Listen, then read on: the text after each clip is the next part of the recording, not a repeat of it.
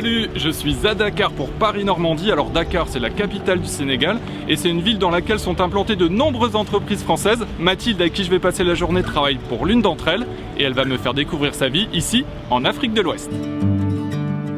La voici, la Normande du bout du monde. Il s'agit de Mathilde Sirbu, 27 ans. Elle est née au Havre, en Seine-Maritime, et vit à Dakar depuis 2 ans, où elle travaille pour un groupe industriel énergétique français. Sa mission, électrifier des villages d'Afrique de l'Ouest.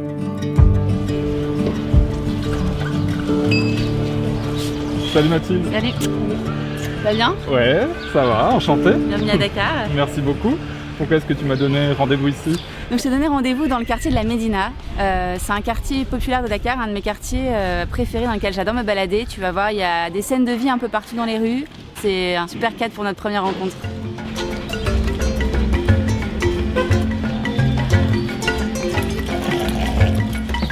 Tu vois, c'est génial, là il y a des moutons en face, t'as du street art, des mamas qui pendent leur linge, enfin voilà, c'est super agréable quoi. C'est en septembre 2017 que Mathilde s'installe à Dakar, à peine dépaysée. Il faut dire que la jeune ingénieure n'en est pas à sa première expérience à l'étranger. Diplômée de la prestigieuse École centrale à Paris, elle a vécu aux États-Unis, au Luxembourg et en Inde. Je pense que quand t'as habité à Delhi, tu peux habiter n'importe où dans le monde, t'auras plus de choc. Donc ici, non, ça s'est très bien passé l'arrivée. L'accueil hyper chaleureux des Sénégalais, là c'est vraiment la chose que je retiens en fait. Ils sont tous toujours prêts à t'aider.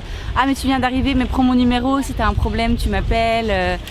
Enfin vraiment, ouais, hyper sympa. Ou tu viendras dîner chez moi, comme ça je te ferai goûter le tiep. Enfin, ouais, vraiment ça c'est mon premier souvenir du Sénégal quoi.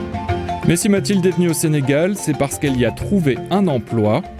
Pour le compte du groupe français Engie, elle s'occupe du développement en Afrique de l'Ouest d'un projet de mini-réseau solaire.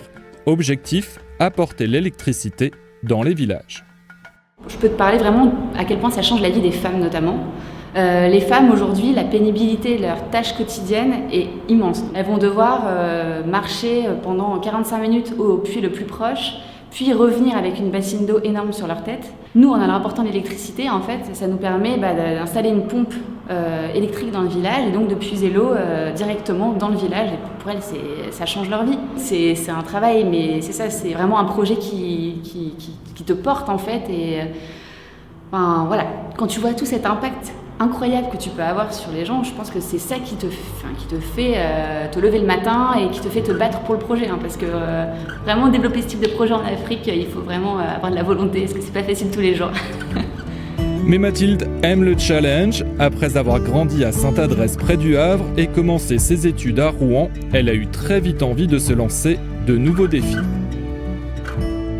Depuis que je suis petite, mon père me dit tout le temps mais Mathilde, pourquoi tu veux... Enfin, reste pas en France, le monde est tellement grand. Te cantonne pas à rester dans un tout petit pays, pars explorer le monde. Après, j'ai toujours adoré voyager. Et, voilà, je pense que quand tu as cette ouverture d'esprit et cette envie de découvrir tout le temps, sortir de ta zone de confort, partir à l'aventure, c'est un peu un choix naturel en fait. Un choix qui ne lui fait pas pour autant oublier sa région natale. Dans sa colocation qu'elle partage avec David, 2 autres personnes et Bissap, le chat, elle porte haut les couleurs de la Normandie. Ma stratégie au début, quand je suis arrivée, que je connaissais personne au Sénégal, pour me faire des amis, ça a été de ramener du fromage et d'organiser des apéros dînatoires à base de pain, vin, fromage chez moi. Et voilà. Et puis là, maintenant, je continue à ramener du Neuchâtel, qui est le fromage qui me manque le plus, je pense, et que je trouve pas ici. C'est très sympa d'avoir un petit bout de Normandie ici. Moi, je suis parisien à la base, désolé les Normands, mais ça fait du bien d'avoir des petits produits français qui arrivent de temps en temps par la coloc. Et elle est pas trop nostalgique de sa région natale? Des fois, rester dans sa chambre, elle pleure beaucoup, mais ça a l'air de bien se passer quand même, elle apprécie le soleil. Le soleil en Normandie, on connaît pas trop. Et oui, le Sénégal est l'un des pays les plus ensoleillés au monde, mais le beau temps qui règne ici n'en éclipse pas pour autant les côtés plus sombres. La pollution, la gestion des déchets, la condition de la femme dans le pays ne laissent pas Mathilde indifférente. J'ai des amies sénégalaises qui me racontent un peu leur vie quand elles rentrent chez elles le soir après leur journée de travail. Et véritablement, elles ont tout à faire chez elles. Le mari, quand il rentre, il se met les pieds sous la table. Donc t'es pas sans savoir qu'ici, la majorité des hommes sont polygames. Et en fait, ça m'a énormément surpris en discutant avec des Sénégalaises, d'apprendre qu'il y en a beaucoup qui veulent être seconde femme. Parce que pour elles, ça veut dire que les jours où le mari est avec l'autre femme, elles ont plus de liberté, elles sont plus indépendantes pour faire ce qu'elles veulent en fait. La polygamie, c'est bien beau, mais c'est que dans un sens en fait. Les femmes, elles n'ont pas le droit de choisir de mari.